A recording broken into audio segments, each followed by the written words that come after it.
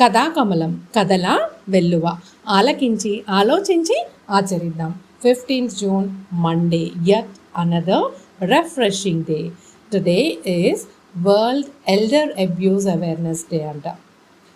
So it is a global healthcare event typically celebrated every year on 15th June for the last 19 years. There are 5 types of elderly mistreatments which the research and legal recognition has been given. అంటే ప్రధానంగా 5 రకాలైన abuses జరుగుతాయంట పెద్దవాళ్ళ మీద. అంటే elderly persons above 65 aged persons మీద. Like physical abuse, అంటే వాళ్ళని కొట్టడం కానీ, లేకపోతే అనవసరంగా వాళ్ళని శారీరకంగా హింసించడం కానీ, ఇలాంటివి ఫిజికల్ అబ్యూసెస్ జరుగుతూ ఉంటాయంట. సైకలాజికల్ అబ్యూసెస్ జరుగుతాయంట. అంటే తెలుసు కదా, ఇంకా నేను చెప్పక్కర్లేదు. పిల్లలు మీరు మాత్రం ఇవి చాలా గుర్తుపెట్టుకోవాలరా. ఎందుకంటే మనము పెద్ద అయ్యాక, లేకపోతే ఇప్పుడు మనం ఇంట్లో పెద్దవాళ్ళు ఉన్నా కూడా వాళ్ళని ఇలాగా అబ్యూస్ చేయకూడదు. ఎలాగా ఫిజికల్ అబ్యూస్ చేయకూడదు, సైకలాజికల్ అబ్యూస్ చేయకూడదు, మెటీరియల్ ఎక్స్ప్లాయిటేషన్ చేయకూడదు, నెగ్లెక్ట్ చేయకూడదు, అండ్ సెక్షువల్ అసాల్ట్స్ కూడా వాళ్ళ మీద చేయకూడదు. ఎంత ఘోరం కదర్రా. దేవుడు అంటాము, దైవత్వం అంటాము, ఇవన్నీ అంటాము.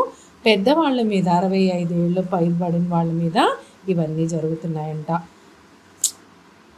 Let's not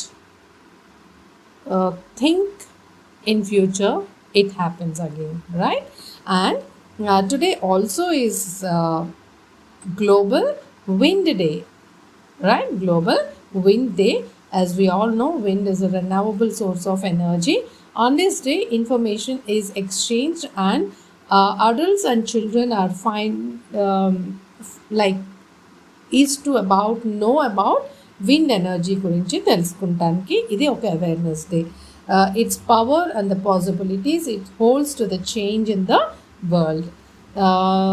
And the topmost 5 countries which are excelling in wind energy utilization are China, the first, US, that is United States, second, third comes Germany, fourth comes India. Very good, very good. Jai Hind India. And the 5th place is backed by Brazil. Idara global wind day. మరి కథలోకి వెళ్ళిపోదాం. మరి ఈనాటి కథ ఏంటంటే మేకపోతు గాంభీర్యం. ఈ మాట ఎక్కడన్నా విన్నారా? ఈ ఫ్రేజ్ మేకపోతు గాంభీర్యం. చూద్దాం ఏంటో.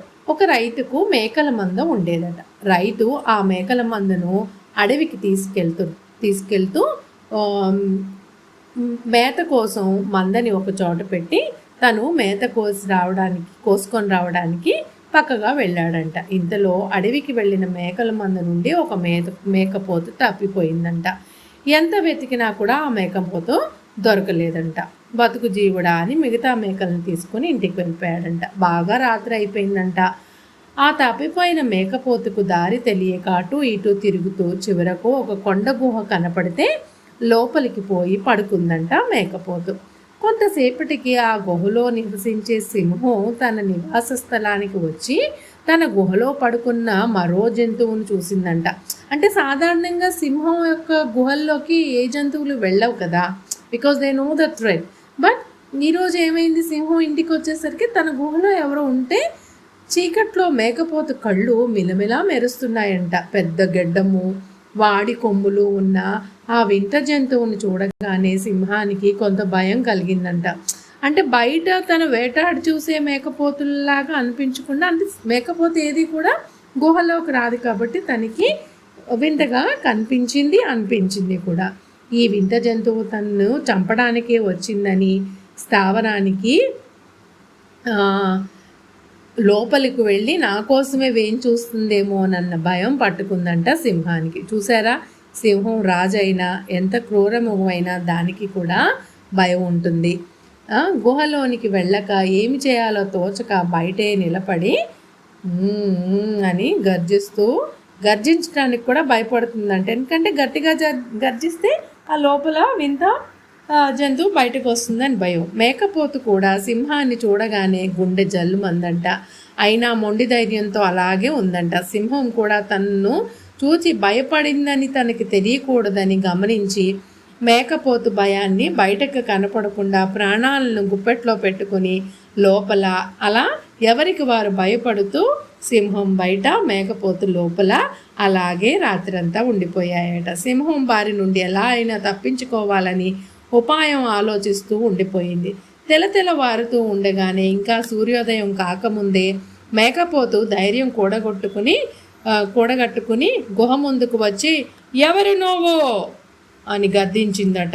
నేను సింహాన్ని, ఈ అడవికి రాజును అని భయంతో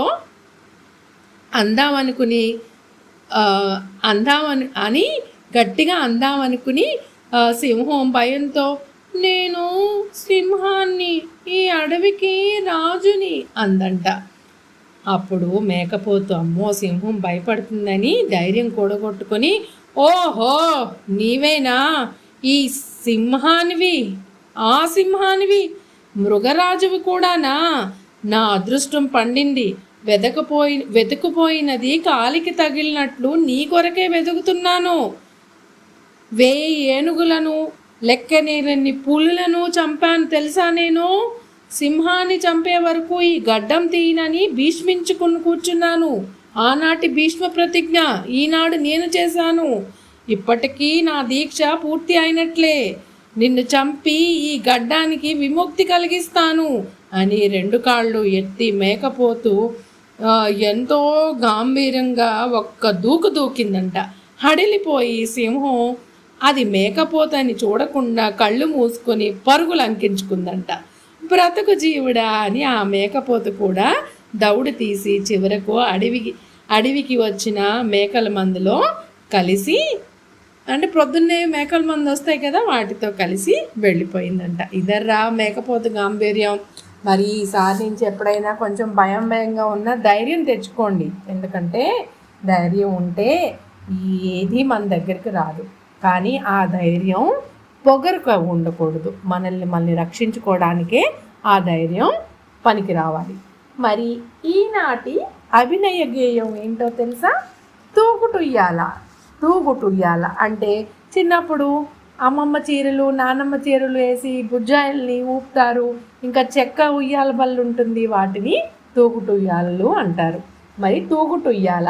లాల్లా ఉయ్యాలమ్మ జోల ఉయ్యాల, ఊగేటి మా పాప తూగుటుయ్యాల, చిట్టి ఉయ్యాలమ్మ పుట్టి ఉయ్యాల, చిట్టి ఉయ్యాలమ్మ పొట్టి ఉయ్యాల, పట్టి ముద్దల పాప పసిడి ఉయ్యాల, పట్టి ముద్దుల పాప పసిడి ఉయ్యాల, పాల ఉయ్యాలమ్మ గాలి ఉయ్యాల, పాల ఉయ్యాలమ్మ గాలి ఉయ్యాల, ఆకాశ వీధిలో ఎగురు ఉయ్యాల, బాల ఉయ్యాలమ్మ జోల ఉయ్యాల, పాల బొగ్గల పాప మేటి ఉయ్యాల, లా లా ఉయ్యాలమ్మ జోల ఉయ్యాల, ఊగేటి మా పాప తూగుటుయ్యాల,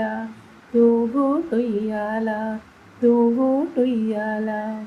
సర్వే జనా సుఖినో భవంతు, లోకా సంస్థాం సుఖినో భవంతు. జై హింద్. ఉంటాను మరి.